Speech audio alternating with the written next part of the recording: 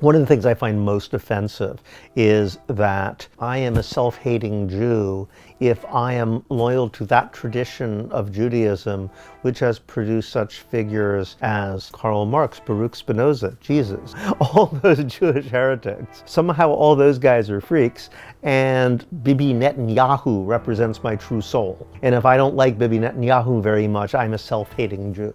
I can't express how offensive I find that. Those people don't speak for me, and they don't speak for a majority of Jews worldwide. And the fact that they are taking our safety, our culture, our traditions, and using it as a weapon to fight against someone who wants to redistribute a little money so there aren't homeless people on the street, it's a deep, profound insult to the humanistic spirit which is at the core of Judaism. It is itself anti-Semitic. I come from a left-wing Zionist tradition. Actually, my mom was Hashim al-Hatzair, who were socialist Zionists. One of the things which is terrifying is how the right wing has essentially captured the Jewish identity more and more. You hear people saying, well, you know, when people make anti-capitalist statements, they're being subtly anti-Semitic because, as we all know, Jewish people are more likely to be capitalists. It's like Karl Marx, the opposite of that, Rosa Luxemburg, Leon Trotsky, Emma Goldman. There's a long tradition of Jewish radicalism. To some degree, what we now think of as the left is a product of Jewish thought and the Jewish tradition just as much as, say, Christianity comes out of that tradition.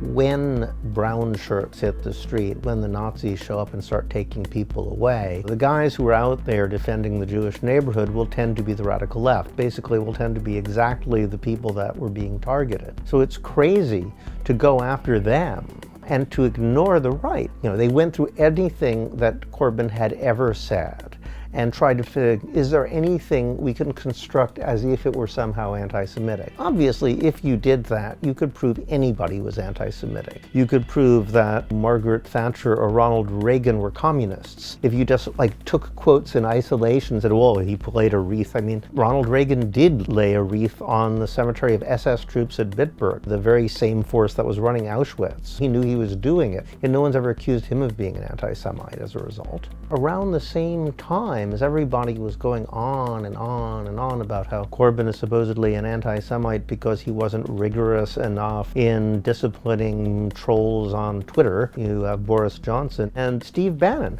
Steve Bannon is doing a tour of the radical right. He's going to give a speech in Commons today that's going to throw down. He just went back to the Daily Telegraph as a columnist. I've been talking to him all weekend about this speech. And the very next day, or maybe it was 2 days, Johnson comes out with that famous letterbox thing about women in burqas. It was obvious that Bannon gave him the idea. So here he is intentionally sort of inflaming Islamophobic, doing this kind of little dog whistle game on the advice of an overt racist. Everybody's like, la-di-da-di-da-da, nothing to see here. I mean, Boris Johnson wrote a book which is so obviously anti-Semitic. The only thing you can think is that people are just pretending not to see it. He actually describes Jewish oligarchs controlling the media and fiddling with the news to change it to their advantage. I mean, it's a classic anti-Semitic Jewish conspiracy theory, overtly expressed, you know, in his own name, in something he wrote. Now, find me anybody in the Labour Party who's done something like that. Yet, if you look at the number of mentions of Tory or conservative anti-Semitism versus Labour anti-Semitism in the media, at its height in 2018, there were over 6,000 articles mentioning Labour anti-Semitism, and the number of articles mentioning Tory or conservative anti-Semitism was 0. It is probably significant that not only did the Conservatives oppose the condemnation of Viktor Orban, who's a sort of classic right-wing anti-Semite, Johnson put in his platform specifically to criminalize travelers. And I don't think there's any precedent for a political platform in the UK of a political party to specifically mention an ethnic group and say we intend to persecute them. And it's a very group that, second to the Jews, was the most persecuted by the Nazis. Anti-Semitism has to be fought like any other form of racism. You can't single it out and say the rules are different from some people than for others. All of these forms of structural bias, of prejudice, I don't like to use the word hatred, because I think the word hatred is overused. A lot of the people who are the most dangerous are not the ones who are inspired by strong emotions like hatred. They are cynical, calculating people who are trying to turn people against each other, create a kind of political poison, to take people whose interests are in common, whose experiences are much more similar to each other than they are to the people in control of our society, and to make them hate each other. Those are the people we really have to worry about. Anti-Semitism is a problem. It exists in our society, and we shouldn't pretend that it doesn't. I think people who say, what are you talking about? There are no anti-Semites in the Labour Party. No, that's absurd. Of course there are.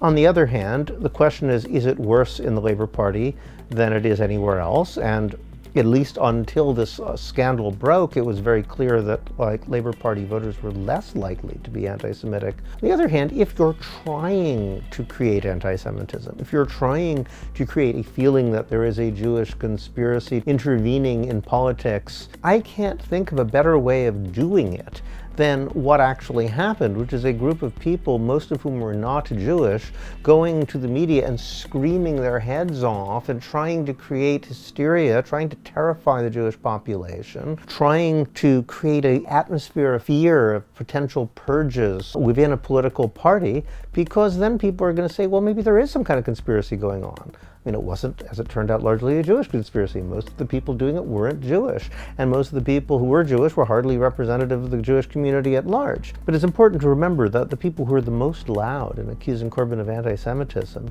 had been protesting everything else they could possibly think of about Corbyn, ranging from his unelectability to his taste in clothes. They've been trying to make a scandal out of something for years on end, and hadn't shown the slightest concern, many of them, for Jewish issues until they figured out, oh, this is something we can make it stick. And one reason, of course, that it seems to stick is because he'd been a long-term campaigner for Palestinian rights. In America, there was an attempt, even before the fervor about Corbyn, during the governor's race in New York, to accuse the other side of anti-Semitism. And the New York Times stepped in. In this case, they said, no, don't go there. This is a really bad precedent. We do not want to weaponize anti-Semitism by using it for cheap political shots. But then after what happened in the UK, there's been a second round. And people were saying, well, maybe if it worked so well against Corbyn, we can try it against Sanders. Of course, Sanders is Jewish, so it's going to be a little more difficult, right? But they gave it a shot. And they're definitely using it against some of his allies.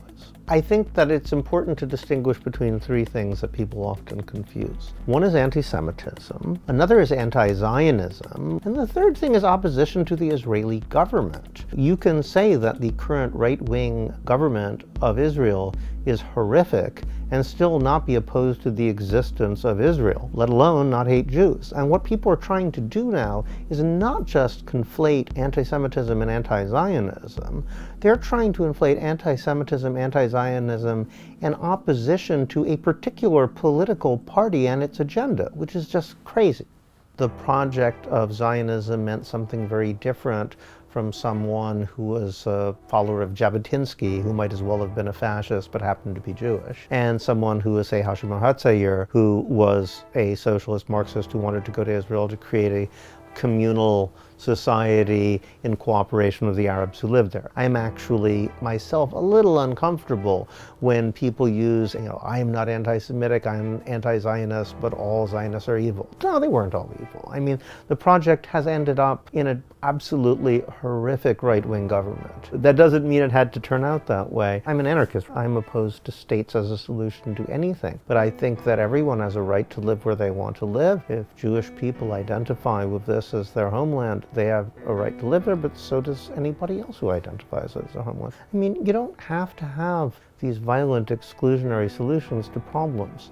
It is conceivable for people to work out their problems reasonably and get along. In fact, it requires a lot of work to keep people apart, to keep people from comparing notes and noticing that actually they have a lot more in common than they have which divides them. You have forces right now in the Middle East trying as hard as they can to stop people from realizing how much they have in common, in much the same way that racism has been deployed to keep working class people from uniting against their employers. At this time, nationalists' ideologies are almost invariably deployed to keep people forgetting how much they actually have in common with their neighbors. The last election in the UK showed anything, it's that the existing media is not our friend. We need to create media that will actually allow other voices to come out and to talk about what's really going on. Double Down News on Patreon is one of the ways that we are trying to create alternative media. This is something you can do to help.